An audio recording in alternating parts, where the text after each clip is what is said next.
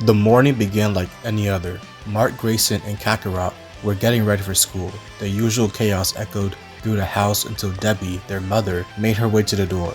But when she opened it, she wasn't met by sunlight or a breeze. Instead, a group of GDA agents stood waiting. Without ceremony, the agents informed them that they were needed immediately. No time for questions, no time for hesitation. The car ride was quiet. Even Kakarot, usually carefree and loud, sensed the tension in the air. Something was off. They arrived at an undisclosed GDA facility and were ushered into a sterile room. That's when they saw him, Nolan, their father, lying motionless on a hospital bed, bandaged and unconscious. Not a word came from his mouth, not even a twitch. Cecil Stedman entered the room, calm and composed as ever. Kakarot was already familiar with the old man. Cecil would introduce himself to Mark. Then he got straight to the point. The Guardians of the Globe were dead. Each and every one of them had been killed in a single night. Their strongest defenders were wiped out in what Cecil described as a calculated ambush. Nolan, Omni-Man, was the only survivor, found unconscious at the scene. They didn't know who did it. They had no leads, no suspects, only the grim aftermath. Cecil explained that the world didn't know it yet. The media blackout was temporary, but the truth would soon break through. Still, he wanted the family to hear it first, to process the loss, and to prepare. Just then, Donald Ferguson burst into the room with urgent news. An attack was underway, multiple casualties. Without hesitation, Kakarot and Mark left, launching into the air, streaks of light cutting through the clouds as they made their way into the battlefield. What they saw was pure chaos. A massive alien army had descended upon the city. Tanks rolled through the streets, buildings crumbled under the weight of their invasion, and civilians screamed as laser fire rained down from all sides. Mark landed near the central tank formation and raised his hand to stop the assault. But before he could finish his warning, a massive energy cannon erupted, blasting him backwards and vaporizing several people caught in the crossfire. The sight was overwhelming. Blood, screams, destruction. The weight of responsibility paralyzed him. He was no longer sparring in a backyard or punching out petty crooks. This was his first real battle. Kakarot shouted at his brother to snap out of it, but Mark couldn't move. His hands trembled. An energy blast ripped through the air, targeting an old woman who had fallen while trying to escape.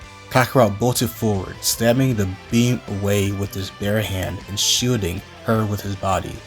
That jolt was enough. Mark snapped out of his daze, grabbed the woman, and flew her to safety. Reinforcements soon arrived. The team descended into the fray, each member already moving with practiced precision.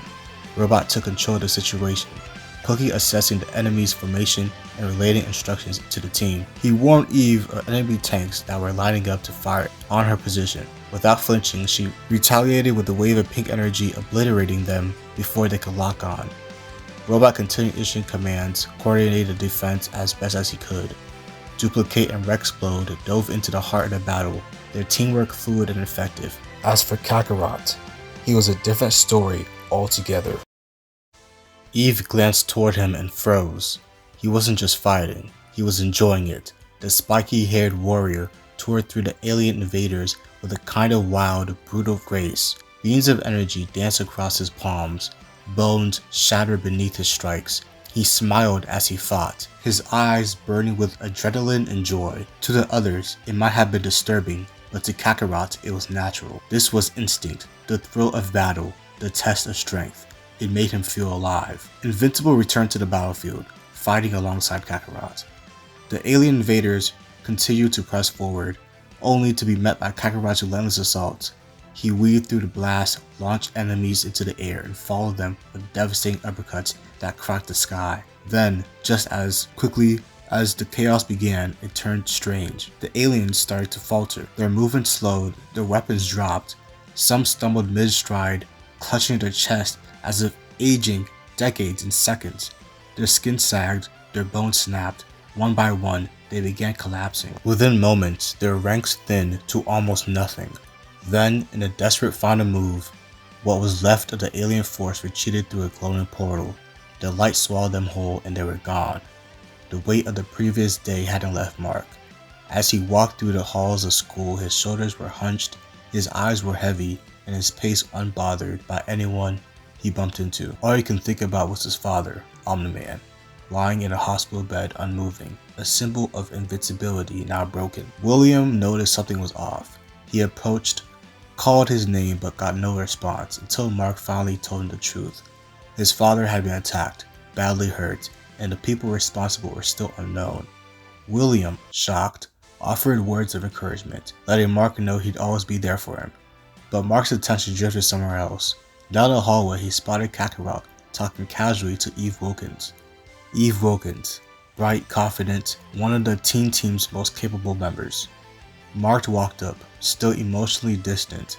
Kakarot, ever the energetic presence, introduced his brother to Eve. She recognized Mark from the fight against the Flaxians. The blue and yellow suit had become memorable. He called himself Invincible, and she remarked how optimistic the name sounded. Eve learned that Mark was still new to this, having only gotten his powers. Kakarot, on the other hand, had already been active for some time. He was no stranger to the world of capes and chaos, having crossed paths with Eve and a teen team more than once before. The three of them made their way to the rooftop. The wind whipped gently across the quiet edge of the school as they sat together, their legs dangling into the open air. They talked about powers, about pressure, about purpose. Eve was surprised of how quickly Mark had jumped into hero life, and despite the nerves and mistakes, she admitted he did well for a rookie. Kakarot agreed, saying his brother had potential. He just needed confidence and experience. Before the bell could ring, Eve extended an invitation to them. After school, she would take them to the Teen Team base. They would agree. The trio soared above the city.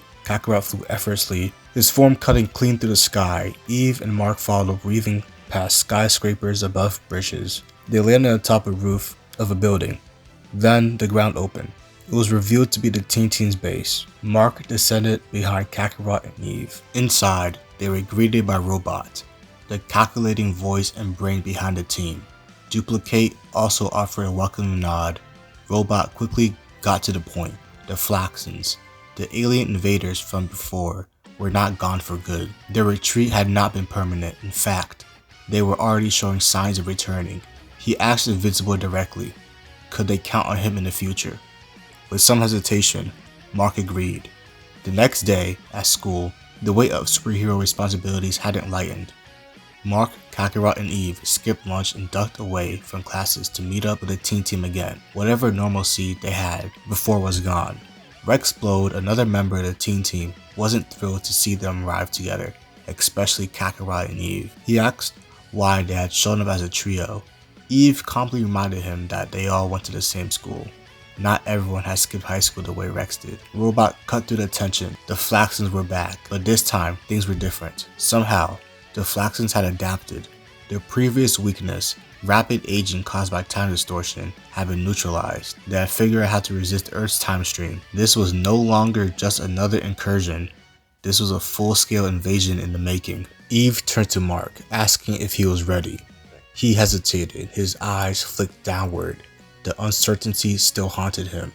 Kakarot stepped forward and slapped his brother on the back, not harshly, but enough strength to wake him up. A gesture of confidence, a reminder that he was not alone. Mark stood up a little straighter after that. The world was shifting. Heroes were needed now more than ever.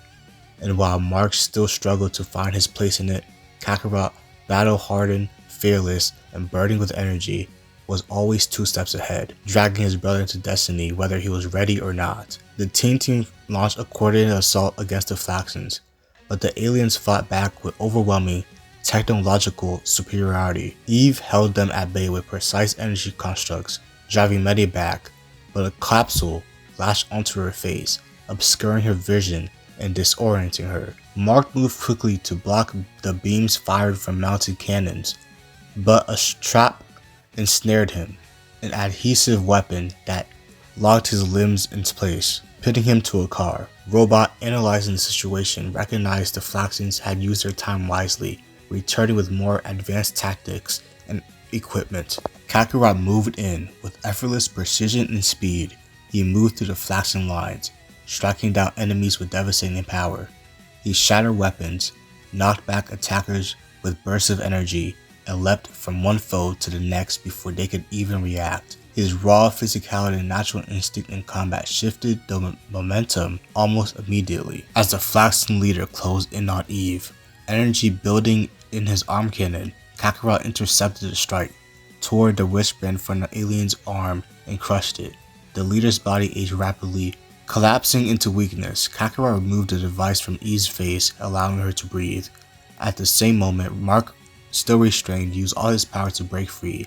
A shockwave tore through the immediate area, throwing enemies backward and scattering debris. The team quickly pieced it together. The wristbands were the key. With the tide turning, Kakarot used his speed to create afterimages, causing confusion among the factions. Slipping and removing bracelets with surgical accuracy, Eve regaining her footing, energy fields to target remaining bands. Robot would work on a frequency that would disrupt the devices. Rex and Duplicate joined in, destroying enemies as their technology began to fail. A sound wave emitted from Robot as the wristbands were destroyed one by one. The Flaxons began to rapidly age and fall. The survivors, recognizing their defeat, retreated from the battlefield. In the aftermath, Kakarot, calm and composed, stood among them, his presence now clearly etched into the memory of the team as a turning point in the battle. Kakarot and Mark got to the hospital and found their father was awake now. Nolan said that Debbie had told him that they were keeping the planet safe and wanted to hear everything.